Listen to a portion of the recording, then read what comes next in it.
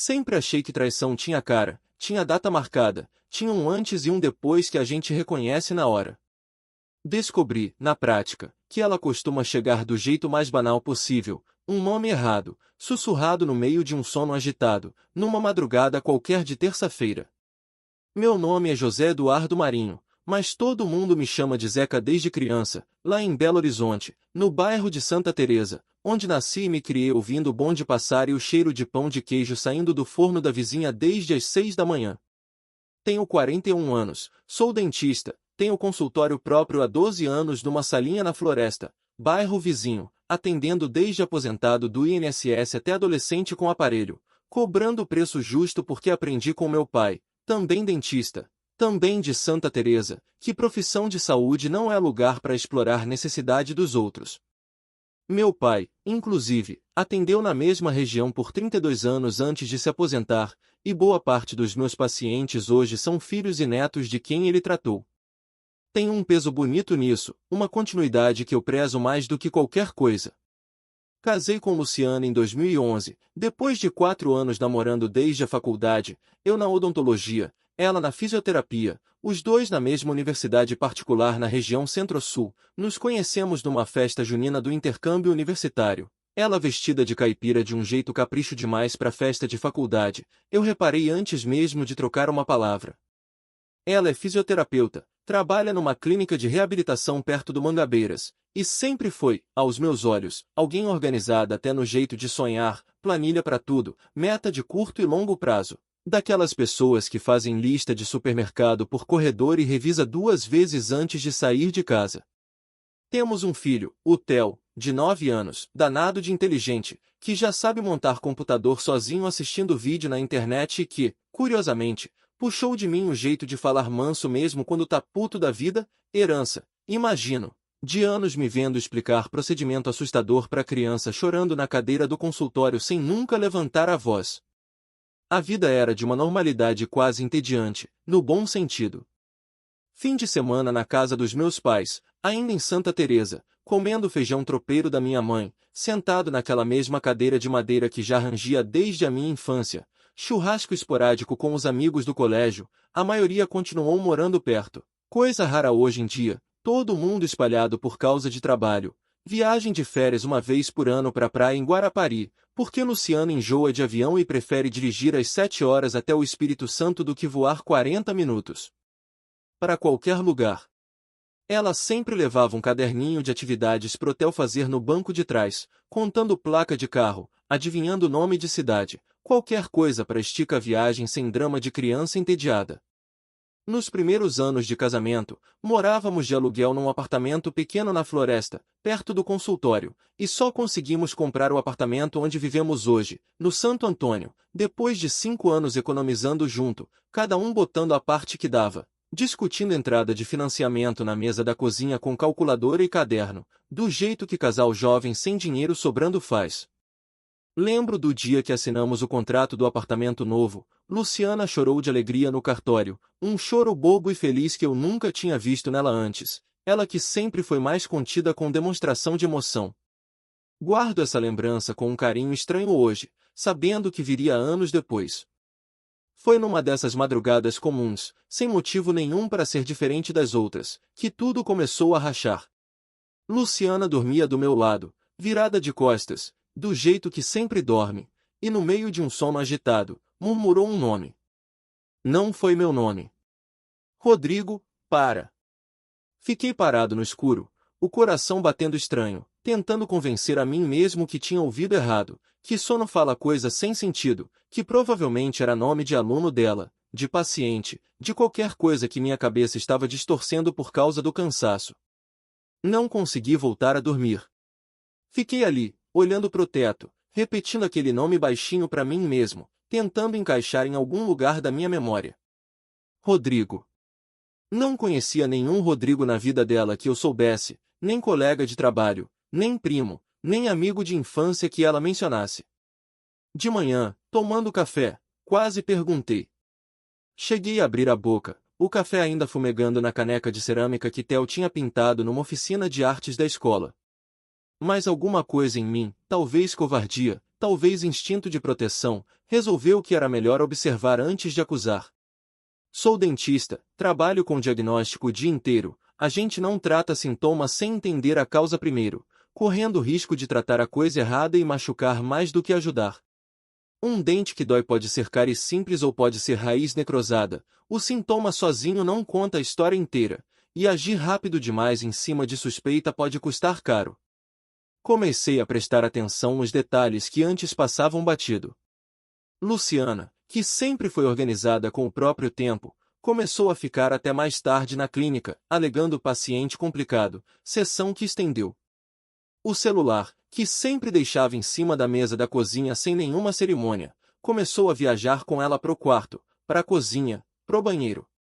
E teve uma tarde de sábado, indo buscar Theo na natação, que viu o nome Rodrigo Personal salvo na tela de notificação do celular dela, esquecido em cima do banco do carro, a tela acendendo com uma mensagem que sumiu rápido demais para eu ler o conteúdo inteiro. Personal. Personal trainer, provavelmente. Fazia sentido, Luciana tinha começado a treinar numa academia nova perto da clínica dela havia uns 4 meses, dizendo que precisava voltar a se cuidar direito, coisa que na época achei ótimo, até incentivei. Cheguei a pagar a mensalidade da academia de presente de aniversário, um daqueles planos premium com acompanhamento individual que ela tinha comentado, animada, que queria experimentar. A partir dali, comecei a juntar peça por peça com o mesmo cuidado que uso para montar um plano de tratamento complexo, daqueles que exigem radiografia, molde, sequência de sessão bem calculada antes de qualquer intervenção. Os horários da academia que não batiam direito com o tempo real que ela ficava fora, uma vez ela disse que tinha ficado até às 8 treinando, mas o carro só entrou na garagem às 9h30, sem trânsito capaz de explicar a diferença. As roupas de treino que às vezes voltavam praticamente sem suor, estranho para quem supostamente tinha acabado de malhar pesado, ela que sempre voltava encharcada dos treinos antigos na academia perto de casa. Um perfume de sabonete diferente, mais amadeirado, que ela começou a usar e que eu não reconhecia de nenhuma prateleira do nosso banheiro. Cheguei a abrir o armário dela escondido, feito adolescente enxerido, procurando o frasco, sem achar nada. O que só aumentou a suspeita, se não estava em casa, era porque ela usava em outro lugar. Levei quase 2 meses observando, sem confrontar nada, andando pela própria casa como se fosse perito examinando cena que ainda não virou crime oficial. Foi difícil demais fingir normalidade, beijar de boa noite, perguntar como foi o dia, ajudar Theo com dever de casa, tudo isso enquanto por dentro eu ia catalogando cada inconsistência feito quem monta prontuário.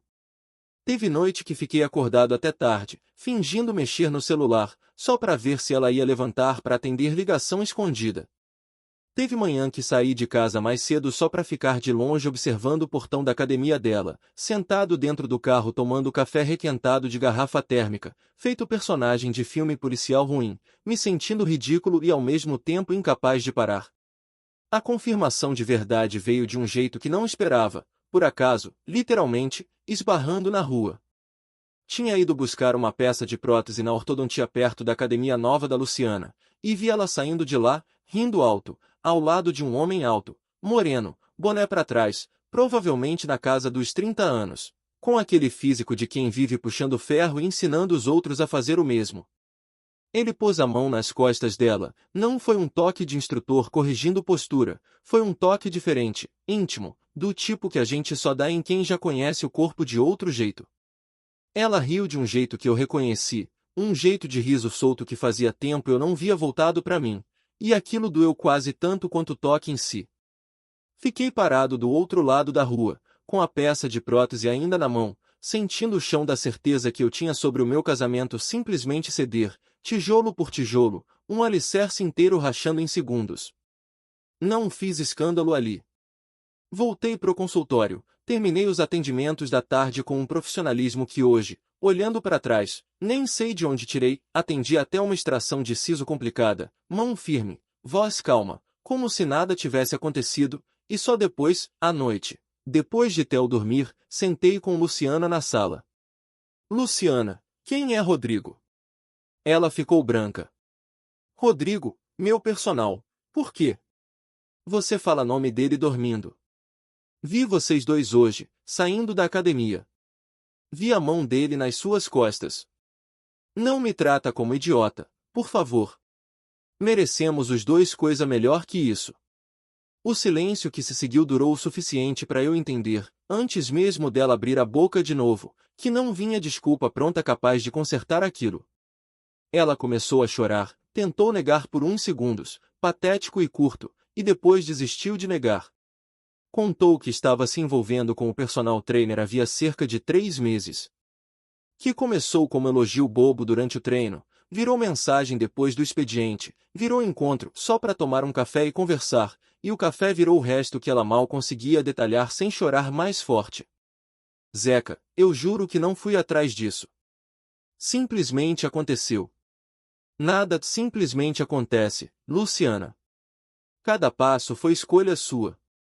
Você escolheu responder mensagem. Escolheu ir no café.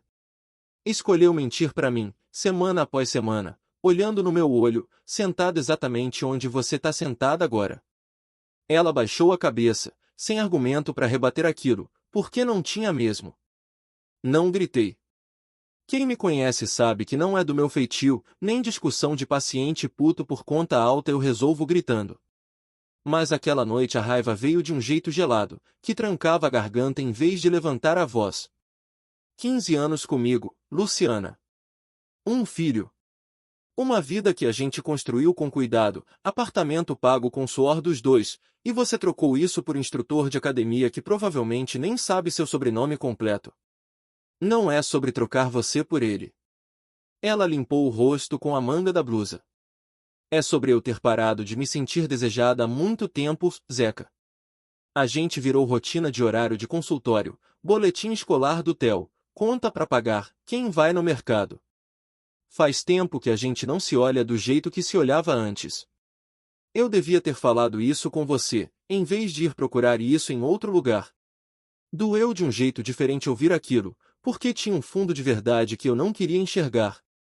Entre a rotina do consultório, a criação do Theo, as contas, a gente realmente tinha deixado de ser casal apaixonado para virar dois sócios administrando uma casa em comum. Quantas vezes eu tinha chegado tarde de plantão de emergência e nem contado como foi o dia dela? Quantas vezes ela tinha me visto no celular na cama em vez de conversar? Isso não justifica nada do que ela fez, mas não invalida também o tanto que doeu reconhecer minha própria parte no desgaste que abriu esse buraco. Isso não desculpa nada, falei. Se você estava infeliz, o caminho era falar comigo, brigar comigo, buscar terapia comigo. Não ir se sentir desejada na cama de um personal trainer enquanto dorme do meu lado toda noite chamando ele pelo nome em sonho. Eu sei, Zeca. Eu sei que não tem explicação que resolva isso. Dormi no sofá aquela noite, e nas semanas seguintes, no quarto de hóspedes que a gente tinha montado quando meus pais vinham passar temporada, com a cama de solteiro desconfortável e o colchão fino demais que eu tinha comprado achando que seria usado só ocasionalmente. A casa virou um lugar esquisito de habitar, os mesmos móveis, a mesma cozinha onde eu tinha ajudado a escolher cada azulejo num sábado inteiro de loja de material de construção, mas tudo parecendo pertencer a uma vida que já não era exatamente a minha. Contei pro Theo uma versão resumida, adequada aos 9 anos dele, que o pai e a mãe estavam passando por um momento difícil, precisando de um tempo para resolver as coisas, mas que ele continuava sendo prioridade absoluta pros dois, sem exceção. Ele não perguntou muito, só ficou mais quieto por uns dias, comendo menos no jantar, evitando contar detalhe da escola do jeito animado que sempre contava, e uma noite, sem eu esperar, veio dormir no sofá comigo para fazer companhia. Frase de criança que carrega intuição maior do que qualquer adulto costuma admitir. Fiquei acordado boa parte daquela noite olhando pro teto, com o peso pequeno dele encostado no meu braço, pensando em como proteger aquele menino de uma dor que não era dele. Fui morar, por um tempo, num apart-hotel simples perto do consultório, evitando incomodar meus pais com a novidade antes de ter mais clareza sobre o que ia acontecer. O quarto tinha cheiro de produto de limpeza industrial e uma cama grande demais para uma pessoa só, e passei as primeiras noites ali sentado na beirada, sem conseguir nem deitar direito, revisando cada momento dos últimos meses tentando entender o que eu tinha deixado passar. Passava em casa todo dia para levar e buscar o Theo, Para manter o máximo de rotina possível numa fase que não tinha nada de rotineira, o levava pro treino de natação, ajudava com a lição de matemática sentado na mesma mesa de sempre, mas voltava sozinho pro apart hotel depois, o silêncio do quarto batendo diferente cada noite. Meu irmão mais novo, o Fabrício, foi a primeira pessoa que contei fora de casa, liguei para ele numa madrugada sem conseguir dormir, e ele, apesar de mais novo, foi quem me deu o primeiro conselho que fez sentido: Zeca, não toma decisão nenhuma nesse estado. Você trabalha há anos ensinando gente a não arrancar dente à toa por causa de dor aguda do momento. Aplica isso para sua vida também. Guardei aquilo, meio contrariado na hora, mas voltei a pensar nele várias vezes nas semanas seguintes. Luciana pediu, repetidas vezes, uma conversa mais longa. Recusei as primeiras semanas, precisava de distância antes de conseguir sentar perto dela sem a raiva gelada virar outra coisa pior. Quando finalmente aceitei, foi um domingo de manhã, com Theo na casa dos avós. Zeca, eu terminei com o Rodrigo. Terminei há 2 semanas, antes mesmo de você descobrir na rua. Ela falou olhando direto, sem desviar o olhar dessa vez. Não terminei porque fui pega. Terminei porque entendi que aquilo não sustentava nada, era a fuga de um problema que continuava exatamente aqui em casa, esperando eu voltar. Isso muda alguma coisa pra mim agora? Não sei se muda. Só achei que você merecia a verdade inteira, não só o pedaço que você viu na rua. Fiquei em silêncio um bom tempo, processando aquilo, olhando pro chão da sala, pro mesmo tapete que a gente tinha escolhido junto numa loja de decoração, discutindo cor por 20 minutos até rir da própria bobagem da discussão. Luciana, não sei se dá pra voltar do que aconteceu. Não é sobre parar de te amar, é sobre não saber mais se confio em quem dorme do meu lado, ou melhor, dormia. Eu entendo. Não vou pedir pra você decidir isso agora. Só peço uma coisa, antes de qualquer decisão definitiva, vamos pelo menos tentar terapia de casal. Nem que seja só para terminar direito, sem carregar isso feito ferida aberta pro resto da vida. Aceitei, mais pelo Theo do que por mim mesmo, ou foi o que disse a mim mesmo na época, para não admitir que talvez ainda restasse alguma coisa em mim querendo tentar. Começamos com um psicólogo indicado por uma prima da Luciana, o Dr. Anselmo, com consultório na região da Savassi, uma sala pequena com plantas demais e um sofá cinza gasto que rangia toda vez que alguém se ajeitava. As primeiras sessões foram truncadas. Eu falava pouco, ainda preso naquela raiva fria sem saber onde descarregar.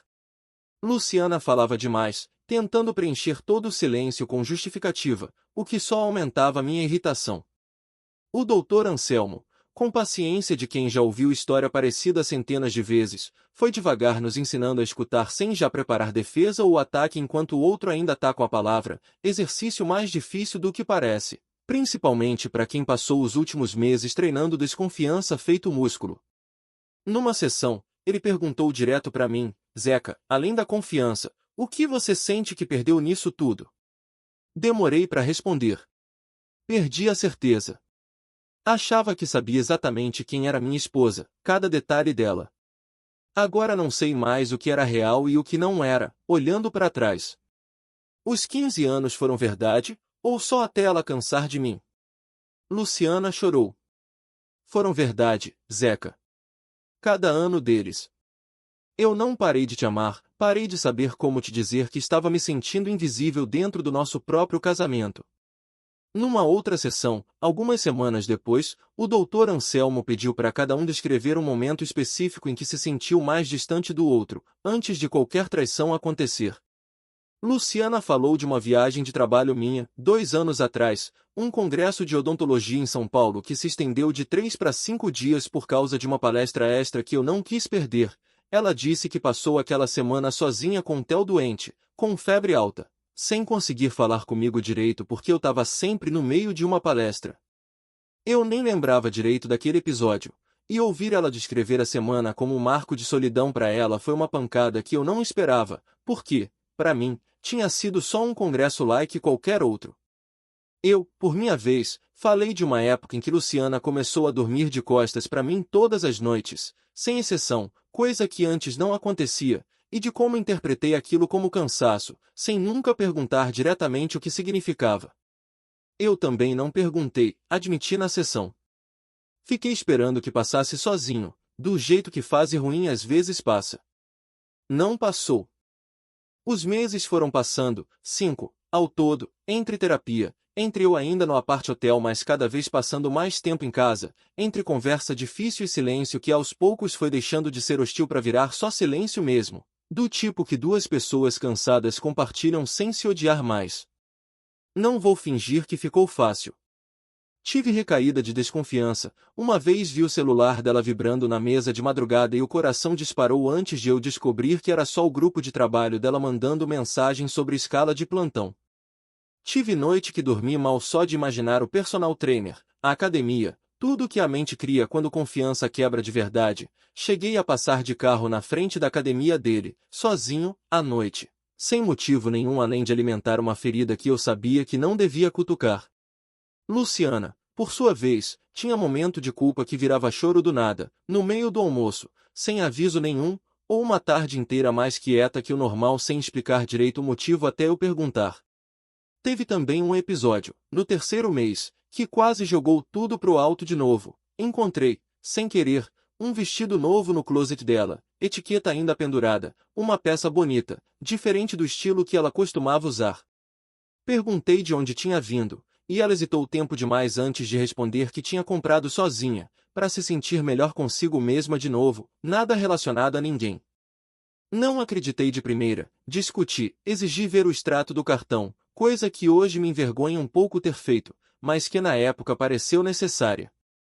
O extrato bateu com a versão dela, loja de shopping, data e valor condizentes, comprado sozinha numa tarde de sábado enquanto eu estava com Theo no parquinho. Pedi desculpa depois, sem jeito, e ela aceitou sem reclamar, dizendo que entendia a desconfiança, que ia levar tempo mesmo, e que preferia responder pergunta chata a esconder informação de novo. O que realmente mudou, e não veio de nenhum gesto grandioso, foi o cotidiano miúdo. Comecei a sair mais cedo do consultório, remarcando atendimento que não fosse urgência, coisa que minha secretária Denise vivia pedindo mesmo antes da crise, reclamando, brincando, que eu trabalhava demais desde antes de qualquer problema em casa. Luciana trocou de academia, saiu daquela perto da clínica, e passou as noites de quarta e sexta em casa, do jeito que era antigamente, quando os dois ainda assistiam séries juntos no sofá comentando cada decisão errada de personagem, brigando sobre qual episódio assistir a seguir. Voltamos a morar sob o mesmo teto há 3 meses, mas ainda dormindo em quartos separados, passo que os dois concordamos que precisava vir antes de qualquer coisa física entre a gente de novo. O Dr. Anselmo chama isso de reconstrução em etapas, nome técnico para uma coisa que na prática é só medo disfarçado de cautela. Nesse período, criamos um ritual novo, sem planejar muito, toda noite de domingo, depois que Theo dorme, a gente senta na sala só para conversar sobre a semana, sem celular por perto, regra que ela mesma propôs. No começo, essas conversas de domingo eram estranhas, cheias de pausa longa, hoje já rendem risada de vez em quando, coisa que eu não esperava tão cedo. Uma noite, há 2 semanas, Luciana bateu na porta do quarto de hóspedes, onde eu ainda dormia. Posso entrar? Pode. Ela sentou na beirada da cama, sem chegar mais perto do que isso. Zeca, eu não vou te prometer que a gente vai ficar bem, porque essa garantia nunca existiu, nem antes de tudo isso, só que a gente não sabia disso. Só queria te dizer que, pela primeira vez desde que percebi que tinha te perdido de vista dentro do próprio casamento, eu sinto que a gente tá se enxergando de novo. Não sei se chega a tempo. Mas precisava te dizer. Não tive resposta pronta na hora. Ainda não tenho certeza, se for ser sincero com quem estiver lendo isso. Luciana, eu queria poder te dizer que já sei como isso termina. Não sei.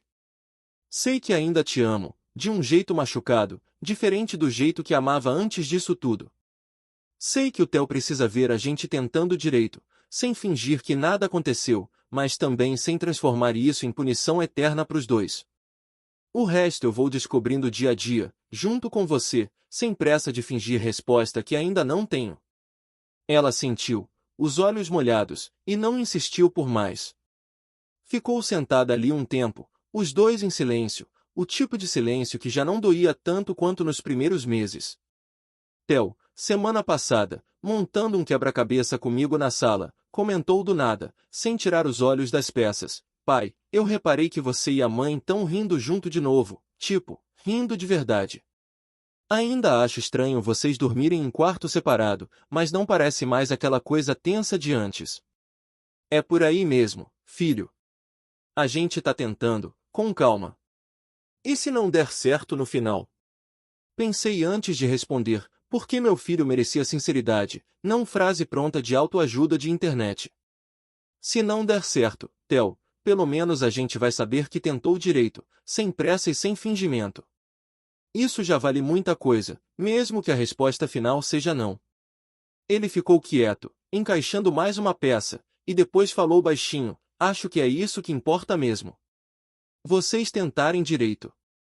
Minha mãe, que ainda não sabe de todos os detalhes, só que estamos passando por uma fase, me perguntou semana passada, servindo feijão tropeiro de domingo como sempre, se eu tava bem. Falei que sim, mais ou menos verdade, e ela, com aquele instinto que mãe nunca perde, só respondeu: Zeca, casamento que sobrevive à tempestade grande não é o que nunca balançou. É o que os dois decidiram segurar o leme junto, mesmo com medo. Não falei nada na hora, só assenti, mas guardei a frase. Hoje, 7 meses depois daquela madrugada em que um nome errado sussurrado no sono me deixou desconfiado pela primeira vez, ainda não sei como essa história termina. Luciana e eu continuamos em terapia, continuamos morando na mesma casa, continuamos, aos poucos, descobrindo se ainda existe alguma coisa sólida para reconstruir em cima do que sobrou. Ou se o que resta é só o carinho de duas pessoas que criaram um filho juntas tentando fechar esse ciclo com dignidade, sem guerra, sem criança no meio de disputa de advogado. Meu nome é José Eduardo Marinho, mas pode me chamar de Zeca. Tenho 41 anos, sou dentista, sou pai, e aprendi, tarde demais pro meu gosto, que certeza absoluta sobre a pessoa que divide sua cama é a ilusão que a gente carrega até o dia que um nome errado, sussurrado no escuro, mostra outra coisa. Não sei se vou continuar casado com Luciana daqui a um ano. Sei que, seja qual for o desfecho, quero que meu filho me veja como o homem que enfrentou a dor de frente, sem fugir e sem guerra, porque essa, no fim das contas, é a única raiz capaz de sustentar o resto de uma vida em pé. E se um dia esse casamento realmente chegar ao fim, quero que termine do jeito que um tratamento bem conduzido termina, sem pressa, sem infecção escondida embaixo da gengiva, com cada parte tendo recebido o cuidado que merecia antes de qualquer um de nós dizer que não tinha mais jeito.